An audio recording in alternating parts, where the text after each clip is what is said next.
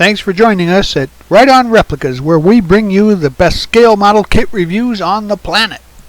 This review covers Dominic's Fast and Furious 1970 Dodge Charger in 1/25th scale. It's Revell model kit number 85-4319. This kit's an all-new release, and Revell has quenched our thirst for more accurate replica.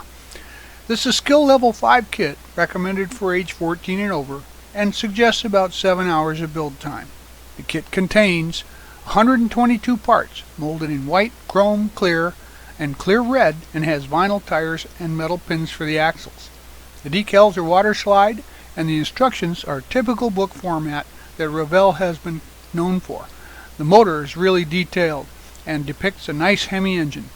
Little is needed in extras to make it shine. The chassis is very detailed as well, and allows for stock ride height for those who want to convert it. The interior is stock, and while not quite accurate to the movie car, it's highly detailed. The body is crisp and clean, with no mold lines or blemishes. Overall, the dimensions are length 8 1/4 inches, width 3 inches, and height 2 1/4 inches. Here are the decals for this kit. As you can see, they're very colorful, and the registry is good. I strongly recommend using some decal setting solution to make it fit those contours, but as always, use the manufacturer's safety and use guidelines when using any of the products mentioned here in the review for your own protection. Construction begins with the motor, so we can use the motor halves, the heads, the front, and the oil pan to construct the base. Paint that Hemi orange with a steel transmission. The valve covers are semi-gloss black. The starter is black with a copper solenoid, and assemble the blower body, front, back, the hat, and the intake. Then paint the distributor and the coil black. The headers are steel. The belts are rubber with aluminum pulleys, and the fan is flat black. Scrape the glue off the contact points, especially the chrome pieces, and install the valve covers. Add the blower, distributor, and coil. Now install the headers. On the front, add the belts, the alternator, and the fan. You'll appreciate the accuracy of the interior. I painted it black with little detail to emulate the movie car, and I also deleted the passenger seat. Paint the fire extinguisher red with aluminum mounts. Assemble and install the seat, and add the rear brace and the roll bar. Add the pedals and the heater core. Finally, install the door panels, the firewall, and the shifter. Gather the parts for the dash, then paint the dash, steering wheel, and column flat black.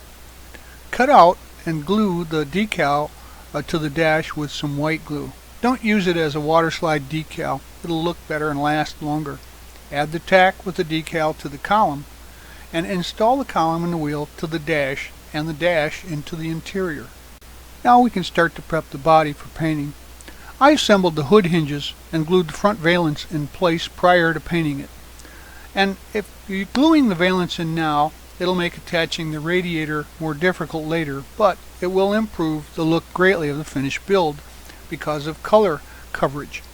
Smooth and wet sand the body prior to any paint work, and use a good primer and coat the whole car completely, in and out. Once the primer is dried, wet sand and smooth out any blemishes, and then paint your base coat of black onto the body and the panels for Dominic's car.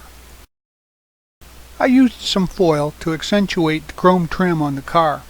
It applies just like tape, and then you just trim off the excess. Add the decals to the exterior, and like I said, using a setting solution will help with the decal adhering and conforming to contours and features on the body. Pull the glass parts out of the kit, and I like to dip them in some future floor polish, then let it wick off and dry to give it a thinner, crisper look. Then I use some white glue to install it into the body. Gather the parts for the chassis next. We're going to remove the copyrights off of the chassis. See the red circles there. I just use a razor blade and then sand them off. Install the steering arm. The chassis is flat black with semi-gloss frame rails and steel gas tank and lines.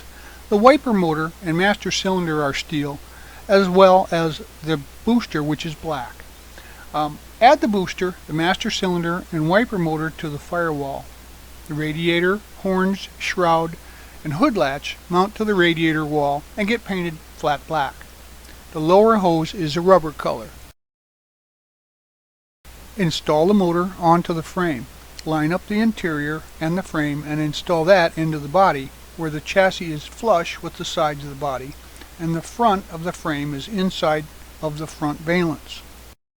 Now this is a bit tricky because we added the valance to the frame for good paint coverage, but you need to work the radiator into the opening at an angle and carefully wedge it into place in the frame flush with the fender wells. Then you add the lower radiator hose to the motor and the radiator. Pull out the suspension pieces, then assemble the front suspension and paint it black. The rotors are aluminum with copper calipers.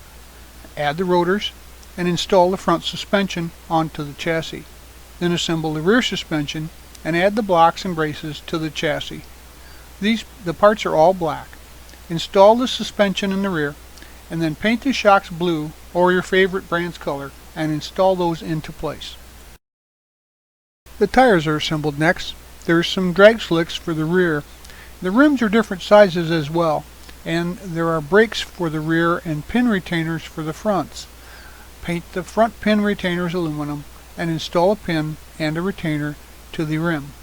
Then insert a rim into each front tire, and in the rear paint the brake flat black. Then add a pin and install the brakes to the rims.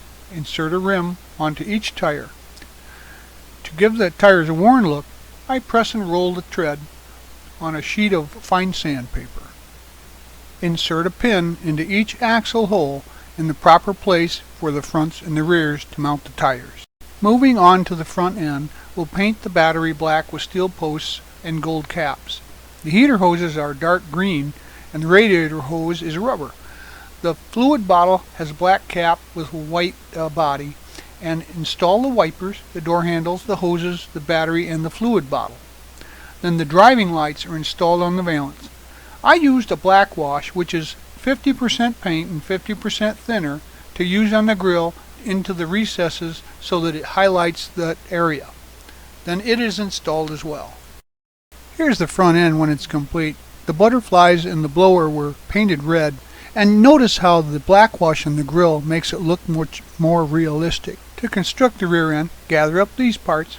I used a silver Sharpie around the tail light edges, then add the tail lights and the bumper, add the tag plate, install the backup lights, then install the rear panel and the fuel cap. This is a specific vehicle kit, so since the interior is stock, you're not going to have very many parts left over. I just had the console and the passenger seat, which I removed to replicate the movie version. Revell has done a great job and made a beautiful kit. Finally, an accurate 70 Charger that looks exactly the way it's supposed to. The motor is nicely done and the fit and finish of the build is great. There were no issues. It really fell together with no construction problems. The details are great and the molding is crisp. There's separate parts for the frame, the interior, and the motor. Even after the paint work, it was easy to foil the trim on the windows and the marker lights. Other than the inaccurate movie version of the interior, this is a great Fast and Furious and Charger build. I can see more versions coming in the future.